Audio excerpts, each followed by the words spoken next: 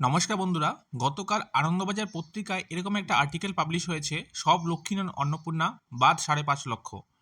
তো এর মানেটা হলো যে আমরা সবাই জানি যে অলরেডি যে আগে যে সরকার চলতো সেখানে কিন্তু লক্ষ্মী ভাণ্ডার প্রকল্প ছিল, নতুন সরকার কিন্তু সেটাকে চেঞ্জ করে অন্নপূর্ণা ভাণ্ডার চালু করতে চলেছে। তো সেখানে অলরেডি যে লক্ষ্মী ভাণ্ডার পেত সেই সমস্ত উপভোক্তা তাদের ওখান থেকে কিন্তু 5.5 লক্ষ অলরেডি উপভোক্তার নাম বাদ চলে গেছে এই গত মঙ্গলবার অবধি। তো এখানে যে নিউজটা আপনি দেখে নিন, যে বলেছে অন্নপূর্ণা ভাণ্ডার তালিকায় থেকে মহিলা উপভোক্তাদের নাম বাদের প্রক্রিয়া শুরু হয়েছে। মঙ্গলবার পর্যন্ত চিহ্নিত হওয়া এই উপভোক্তাদের পরিমাণ প্রায় 5.5 লক্ষ পার হয়ে গিয়েছে। এর আগে রাজ্য সরকার স্পষ্ট করে দিয়েছিল ভোটের পর্বে বাদ পড়া নামগুলো থেকে থাকবে না নতুন উপভোক্তা তালিকায়। সেই সূত্রে গত এসআইআরে বাদ যাওয়া নামের সংখ্যা প্রায় 29 লক্ষ। 29 লক্ষ হচ্ছে এখানে আপনার, আমরা জানি যে মোটামুটি 58 লক্ষ বাদ গিয়েছিল আপনার টোটাল এইচডিডি ভোটার হিসাবে। এইচডিডি মানে হচ্ছে absent, shifted, dead and deleted, ঠিক আছে। তো ওখান থেকে মোটামুটি 58 লক্ষ যে বাদ গিয়েছিল তার মধ্যে মোটামুটি অর্ধেক হচ্ছে মহিলা, তো 29 লক্ষ।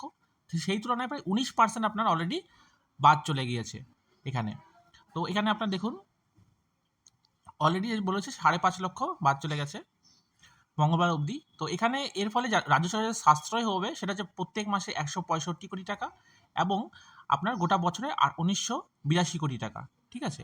তো এখানে আরও বলা হয়েছে যে এখানে কী করে বাদ দেওয়া হয়েছে, যে আপনাদের তালিকা যাচাইয়ের পর্ব শুরু হয়ে গেছে। গত এসআইয়ের পর্বে যাদের নাম বাদ গিয়েছিল অনুপস্থিত, স্থানান্তরিত,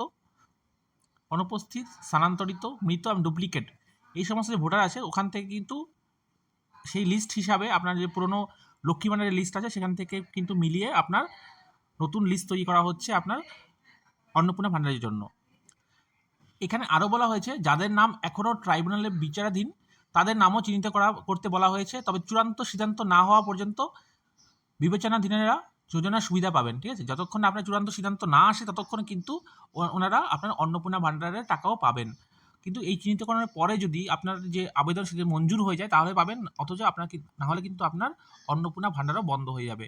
তো এখানে আপনার পুরো লিস্ট বলা হয়েছে যে আপনার এইচডিডি সংখ্যা ছিল 58 লাখ, সেখানে 29 লাখ মহিলা এবং সেই হিসাবে আপনার অলরেডি 5.5 লক্ষ যে আপনার মহিলা ভোটার আছে তাদের থেকে কিন্তু নাম বাদ চলে গেছে, ঠিক আছে। তো এখানে আমার পুরো লিস্ট দেওয়া আছে যে 23টি জেলাতে কোন জেলাতে কতগুলো আপনার লিস্ট বাদ গেছে, সমস্ত এখানে ডিটেলস দেওয়া আছে।